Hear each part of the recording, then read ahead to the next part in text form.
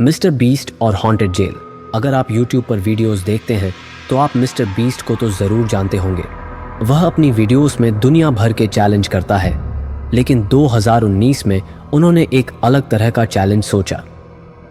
इस बार उन्होंने दुनिया की सबसे खौफनाक जगह पर जाने का फैसला किया। किसी वीराने जंगल या आइलैंड के बजाय उन्होंने ओयो स्टेट पेनिटेंशियरी, एक ऐसी जेल का चुनाव किया जिसे दुनिया की सबसे हॉन्टेड भूतिया जगह माना जाता है। Mister Beast, Jimmy Donaldson, Chandler, Conor, Chris, Josh और जैक, इन सभी को इस चैलेंज के लिए तैयार तो किया गया था, लेकिन वे डरे हुए भी थे। इन सभी ने गोस्ट हंटिंग का उपकरण जैसे EMF meter, infrared meter, night vision कैमरे और ढेर सारी बैटरियों, फ्लैशलाइट्स और वॉकी टॉकीज के साथ इस यात्रा की शुरुआत की और फिर वे निकल पड़े ओयो स्टेट पेनिटेंट्री की ओर, अमेरिका की एक ऐसी जेल जो सालों से बंद पड़ी थी और जिसे लोग आज भी भूतिया मानते हैं।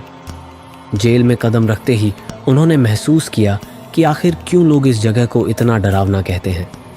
2.5 लाख स्क्वायर फीट में फैली हुई यह जेल 6 मंजिला थी, जिसमें 100 से ज़्यादा कैदियों के कक्ष थे। वहाँ के एक गार्ड ने उन्हें बताया कि 1930 के दशक में इस जेल में एक आग लगने के बाद 300 से ज़्यादा कैदियों की मौत हो गई थी। कई कैदी तो आपस में लड़ते लड़ते मर गए और कई ने तो खुद को ही मार डाला। कहा जाता है कि उन मृतकों की आत्माएं आज भी यहाँ भटकती हैं। गार्ड ने यह भी बताया कि उसने कई बार जेल में अदृश्य शक्तियों को महसूस किया है और उसने चेतावनी दी कि वे किसी भी परिस्थिति में अकेले न जाएं और किसी तरह का मजाक न करें। जेल में एक हॉस्पिटल और चर्च भी था जहां जाने की सख्त मनाही थी। तब मिस्टर बीस्ट और उसकी टीम ने इन चेतावनियों को नज़रअंदाज करते हुए अपनी यात्रा शुरू की। जैसे ही उन्होंने अपने उपकरण चालू किए, एक अजीब बीप की आवाज़ आई और उनके EMF मीटर की लाइटें चमकने लगीं। इसका मतलब था कि आसपास कोई आत्मा मौजूद थी। सब थोड़े घबराए हुए थे, लेकिन उन्होंने फिर भी साहस दिखाया और एक बड़े से हिस्से में अपना कैंप लगा लिया। कुछ देर बाद मिस्टर बीस्ट और उसके साथी चैंडलर और जॉश ने अस्पताल के पुराने हिस्से को एक्सप्लोर करना शुरू किया। इस दौरान अचानक से चैंडलर के हाथ में पकड़ा हुआ EMF मीटर तेजी से ब्लिंक करने लगा। तभी मिस्टर बीस्ट को ऐसा लगा कि जैसे कोई जोरदार सायरन बज रहा हो, हालांकि वहां कोई सायरन नहीं था। चैंडलर और जॉश को यह आवाज़ कुछ नहीं सुनाई दी, लेकिन जब मिस्टर बीस्ट ने उस दिशा में अपना EMF मीटर किया तो वह और ज़्यादा तेज़ी से जलने लगा। इस दौरान वे एक खुले कमरे के पास पहुंचे जहां उनका EMF मीटर बिना रुके ब्लिंक कर रहा था। जैसे ही मिस्टर बीस्ट कमरे के अंदर जाने की कोशिश करते हैं, उनका सिर भारी हो जाता है और उन्हें चक्कर आ जाते हैं। उन्होंने बाहर निकलने का फैसला किया, लेकिन तब उन्हें महसूस हुआ कि वे एक सर्कल में घूम रहे थे।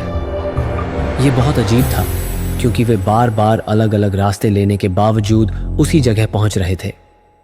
वहीं दूसरी तरफ चैंडलर, जैक, कॉनर और क्रिस जेल के उस हिस्से में थे जहां कैदियों को अकेले रखा जाता था, और वह जगह बेहद डरावनी मानी जाती है।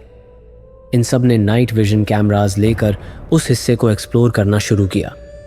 उन्हें गार्ड से बताया गया था कि कई आत्माएं इस जेल में हैं और इनमें से कुछ ने एक गार्ड को मार डाला था। अचानक से क्रिस को महसूस हुआ कि उसका सिर भारी हो गया और उसे सांस लेने में तकलीफ होने लगी। जैक, जो आसपास की अजीब चीज़ों को देख रहा था, अचानक जोर से चिल्लाया। उसे एक काला साया दिख रहा था जो उसकी तरफ बढ़ रहा था। जब बाकी दोनों ने देखा तो वही साया उनके पास आता हुआ दिखा और फिर वह हवा में गायब हो गया। फिर जैक को महसूस हुआ कि उसके पास कोई खड़ा है जो सांसें भर रहा था, लेकिन वहां कोई नहीं था। फिर अचानक से वह काला साया सामने आ खड़ा हुआ। वे तीनों डर से चीखते हुए वहां से भागे और वॉकी टॉकी के जरिए मिस्टर बीस्ट और बाकी टीम को यह बताने लगे। मिस्टर बीस्ट, चैंडलर और जॉश, जो पहले से डर चुके थे, अब थोड़े और घबराए हुए थे, लेकिन उन्हें लगता था कि बाकी टीम उनके साथ मजाक कर रही है। इसी दौरान उनके वॉकी टॉकी में एक अजीब सी आवाज़ आई।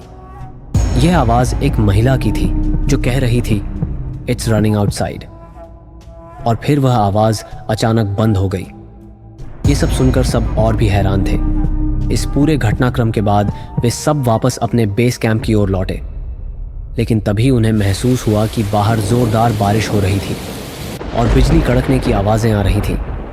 लेकिन मिस्टर बीस्ट को यह सब देखकर मज़ा आ रहा था, जबकि बाकी सभी डर से सहमे हुए थे।